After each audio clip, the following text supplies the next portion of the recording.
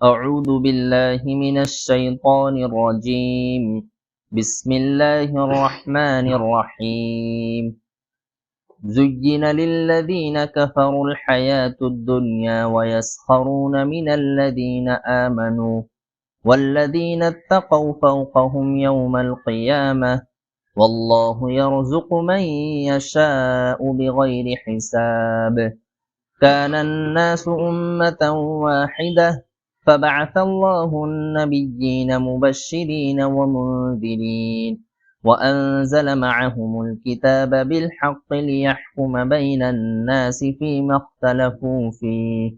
وما اختلف فيه إلا الذين أوتوه من بعد ما جاءتهم البينات بغيا بينهم فهدى الله الذين آمنوا لما اختلفوا فيه من الحق بإذنه والله يهدي من يشاء إلى صراط مستقيم. اور کافروں کے لیے دنیا کی زندگی مزین کر دی گئی ہے اور وہ ایمان والوں کا مذاق اڑاتے ہیں، اور جو لوگ اللہ سے ڈرتے ہیں وہ قیامت کے دن ان سے اونچے مرتبوں پر ہوں گے، اور اللہ تعالیٰ جسے چاہتے ہیں بے حساب رزق عطا فرماتے ہیں۔ تمام لوگ پہلے ایک ہی دین پر تھے، پھر جب لوگوں نے آپس میں اختلاف کیا تو اللہ رب العزت نے بشارت دینے والے اور ڈرانے والے انبیاء کو بھیجا اور ان کے ساتھ برحق کتاب بھی نازل کی تاکہ لوگوں کے درمیان ان باتوں میں فیصلہ کرے جن میں وہ اختلاف کر رہے ہیں، اور اختلاف دین میں انہی لوگوں نے کیا جنہیں کتاب دی گئی تھی حق کے آ جانے کے باوجود محض آپسی ضد کی وجہ سے۔ پھر اللہ رب العزت نے ایمان والوں کو اپنے حکم سے ہدایت دی ان باتوں میں جن میں وہ اختلاف کر رہے تھے، حق بات کی، اور اللہ تعالیٰ جسے چاہتے ہیں سیدھے راستے کی ہدایت عطا فرماتے ہیں۔ اب اس آیت کے اندر اللہ رب العزت نے پہلی چیز یہ بیان کی کہ یہ جو کافرین ہیں، اور دنیا میں بظاہر دیکھنے میں آتا ہے کہ اللہ رب العزت نے انہیں چھوٹ دے رکھی ہے اور دنیاوی زندگی کے جتنے اسباب ہیں ان کے پاس ہم سے زیادہ وسائل موجود ہیں، تو اسی کو اللہ رب العزت بیان کر رہے ہیں کہ اللہ کے نبی صلی اللہ علیہ وسلم نے اس کی تشریح یوں فرمائی: الدنیا سجن المؤمن و جنت للکافر، کہ دنیا جو ہے یہ مومن کے لیے قید خانہ ہے اور کافروں کے لیے جنت ہے۔ اب ظاہر سی بات ہے اللہ نے جس کے لیے دنیا کو قید خانہ بنا کے رکھا ہے تو اس کے لیے یہ دنیا کی چیز بقدر ضرورت استعمال کرنے کی ہے، اور جن کے لیے جنت بنا کے رکھا ہے ظاہر سی بات ہے جو چیز ہم کو اتنی نظر آتی ہوں گی کہ یہ اتنی خوبصورت ہے، جن کے لیے جنت بنا کے رکھا گیا ہے ان کو کتنی خوبصورت نظر آتی ہوں گی۔ اور یہ آیت کریمہ نازل ہوئی اس وقت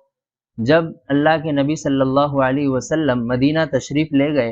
اور صحابہ اکرام کے ساتھ تبلیغ کیا کرتے تھے دین کی،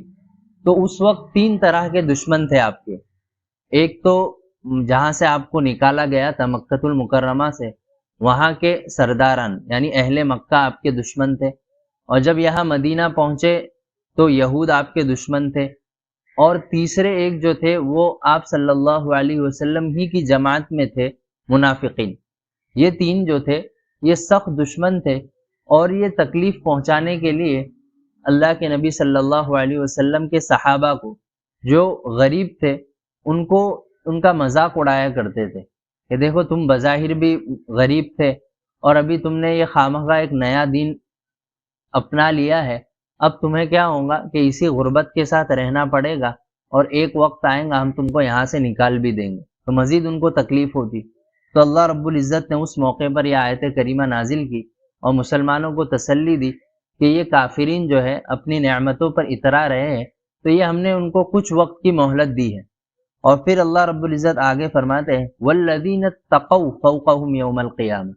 کہ قیامت کے دن یہ خود اپنی آنکھوں سے دیکھیں گے کہ جن لوگوں نے اللہ کے ڈر کے ساتھ، اللہ کی محبت کے ساتھ زندگی گزاری، وہ قیامت کے دن کس مرتبوں پر ہوں گے یہ سارے لوگ دیکھ لیں گے۔ دیکھو اس آیت کے اندر شروع میں اللہ رب العزت نے تذکرہ کیا کیا، زُيِّنَ لِلَّذِينَ كَفَرُوا، کہ کافرین کے لیے دنیاوی زندگی مزین کر دی گئی، لیکن آگے تذکرہ کیا وَالَّذِينَ اتَّقَوْا، آگے وَالَّذِينَ آمَنُوا نہیں فرمایا کہ جو لوگ ایمان لائے وہ کافرین سے اونچے درجوں پر ہوں گے، نہیں، بلکہ ایمان لانے کے باوجود اگر اپنی زندگی کا رویہ وہی رکھا جو کافرین جس طرح زندگی گزارتے تو ان کے لیے اللہ کے وعدے نہیں، بلکہ اللہ رب العزت فرماتے ہیں جن لوگوں نے ایمان لایا اور تقوی کے ساتھ، یعنی ہر جگہ سے حرام کا جہاں اللہ نے بچنے کا حکم دیا وہاں سے بچ کے، جن چیزوں کے کرنے کا حکم دیا اس کو کرتے ہوئے زندگی گزاریں گے تو اللہ رب العزت فرماتے ہیں کہ قیامت کے دن وہ اتنے اونچے مرتبوں پر ہوں گے کہ یہ کافرین ان کو دیکھ کر دنگ رہ جائیں گے کہ یہ غریب لوگ اتنے اونچے مرتبوں پر کیسے پہنچ گئے۔ تو اللہ رب العزت فرماتے ہیں کہ مال کا دینا اور نہ دینا یہ ہمارے ہاتھ میں ہے، اور بظاہر پوری دنیا کے اندر آپ دیکھیں گے شروع سے لے کے اخیر تک دنیا ہمیشہ اللہ کے دشمنوں کے پاس ہی رہی ہے۔ کیوں؟ اس کا مقصد یہ اللہ رب العزت کی ان کو مزید ڈھیل ہوتی ہے کہ ابھی سدھر جائیں گے، ابھی سدھر جائیں گے، لیکن اللہ کا قانون ہے کہ اللہ رب العزت خوب ڈھیل دیتے ہیں اور جب پکڑتے ہیں تو پھر اگلی پچھلی سب معاف کرا دیتے۔ اسی کو اللہ رب العزت فرماتے واللہ یرزق من یشاء بغیر حساب، کہ روزی تو ہمارے ذمے اور ہم جس کو چاہتے بے حساب دیتے ہیں۔ روزی کا دینا ہمارے یہاں پر اس بات کی دلیل نہیں ہے کہ یہ آدمی کامیاب ہے اور یہ ناکام، بلکہ کامیابی اور ناکامی کا معیار کیا ہے؟ تقوی ہے۔ جو اللہ سے ڈرتا ہوگا وہ کامیاب ہوگا، اور جو اللہ سے نہیں ڈرتا ہوگا بھلے سے وہ کتنا ہی مالدار ہو اللہ کے یہاں اس کا کوئی مرتبہ نہیں۔ کان الناس امتا واحدہ، پھر اللہ رب العزت آگے ایک بات بیان کر رہے کہ یہ تو ابھی کفار مکہ جو ہے تمہارے دشمن ہو گئے، حالانکہ اللہ نے جب دنیا بنائی اور سب سے پہلے انسان حضرت آدم علیہ السلام کو پیدا کیا تو ظاہر سی بات ہے وہ کون تھے؟ اللہ کے نبی تھے اور اللہ کے سب سے اچھے بندوں میں سے ایک بندے تھے۔ پھر اللہ رب العزت نے ان کو بھیجا اور ان کے ذریعے ان کی نسلیں چلائی، تو وہ سارے کیا تھے؟ توحید کے علم بردار تھے، یعنی توحید کے ماننے والے تھے اور اپنے ابا کے لائے ہوئے دین کو ماننے والے تھے۔ تو اسی طرح یہ دنیا چل رہی تھی۔ پھر آگے جا کے جو شیطان، جو حضرت آدم علیہ السلام کا اور آپ کی آنے والی تمام نسلوں کا دشمن تھا، اور اللہ سے بھی اس نے وعدہ کیا تھا کہ میں کیا کروں گا؟ قیامت تک آنے والے سارے آپ کے نیک بندوں کو اکساؤں گا اور سیدھی راہ سے ہٹاؤں گا۔ اللہ نے بھی اس کو کہا کہ میں تجھے مہلت دیتا ہوں۔ تو اللہ رب العزت فرما رہے کہ سارے لوگوں کو ہم نے تو پیدا کیا تھا توحید پر، اور پھر یہ شیطان نے دشمنی کی وجہ سے لوگوں کو کیا کیا؟ سیدھی راہ سے ہٹایا۔ اور یہ سیدھی راہ سے مکمل ہٹنا کب ہوا؟ حضرت نوح علیہ السلام کے زمانے میں۔ دیکھو حضرت نوح علیہ السلام کا تذکرہ قرآن کریم میں آتا ہے کہ حضرت نے 950 سال تبلیغ کی، اور گنتی کے مسلمان جو ہے آپ کے ساتھ تھے، باقی پوری دنیا جو تھی آپ کی مخالف تھی۔ اس وقت جو ہے بت پرستی عام ہوئی۔ پھر اللہ رب العزت فرماتے کہ جب لوگوں نے آپس میں اختلاف کیا تو یہ بھی نہیں کہ ہم نے ان کو چھوڑ دیا۔ فَبَعَثَ اللَّهُ النَّبِيِّينَ مُبَشِّرِينَ وَمُنذِرِينَ، دو صفتیں اللہ نے بیان کی کہ ہم نے انبیاء کو بھیجا بشارت دینے والا بھی بنا کر اور ڈرانے والا بھی بنا کر، کہ بعض لوگ تو وہ ہوتے ہیں کہ جن کو بشارت دی جائے، خوشخبری دی جائے کہ دیکھو جس راستے پہ تم چل رہے ہو یہ کامیابی کا راستہ ہے، اگر تم اپنی زندگی اخیر تک اسی راستے پہ چلتے ہوئے گزارو گے تو اللہ کے یہاں تمہارے لیے یہ چیزیں ہوں گی، تو یہ بشارت دینے والے۔ اور بعض لوگ وہ ہوتے ہیں جن کو ڈرایا جاتا ہے کہ بھائی دیکھو تم جو یہ اس طریقے سے زندگی گزار رہے ہو، اگر اللہ کا عذاب آئے گا تو پکڑے جاؤں۔ تو اللہ رب العزت فرماتے ہیں ہم نے انبیاء کو یہ دونوں چیزیں دی کہ وہ بشارت بھی دیتے تھے اور نافرمانوں کو ڈراتے بھی تھے۔ وَأَنزَلَ مَعَهُمُ الْكِتَابَ بِالْحَقِّ، اور ایک احسان تمہارے اوپر یہ کیا کہ ان انبیاء کے ساتھ ہم نے کتابیں بھی بھیجی، جو ایسی برحق کتابیں تھی کہ جو آدمی اس کو دیکھے گا، اس کو پڑھے گا، اس کو سمجھے گا، اس کو حق اور باطل سمجھ میں آ جائیں گے۔ اور وہ حق کے درمیان فیصلہ کس میں کرتی تھی؟ لِيَحْكُمَ بَيْنَ النَّاسِ فِيمَا اخْتَلَفُوا فِيهِ، کہ اس زمانے میں لوگ جس چیزوں میں اختلاف کرتے تھے ان ساری اختلافات کا حل اس کتاب کے اندر موجود ہوتا تھا۔ اور اللہ رب العزت فرماتے ہیں کہ دین کے اندر اختلاف انہی لوگوں نے کیا جن کو ہم نے کتاب دی، یعنی یہ مسئلہ بیان کیا کہ جب ہم نے جن کو کتاب دی انہوں نے کیا کیا، دین کے اندر مزید چیزیں داخل کی اور لوگوں کو کیا کیا، اختلافات پھیلایا، تو اللہ رب العزت فرماتے ہیں اور یہ انہوں نے کیوں کیا، بغیم بینہم، آپسی ضد کی وجہ سے، کہ بھئی سارے لوگوں کو اللہ نے ایک جیسا بنایا اور سارے لوگوں کو ایک دین فالو کرنے کو کہا،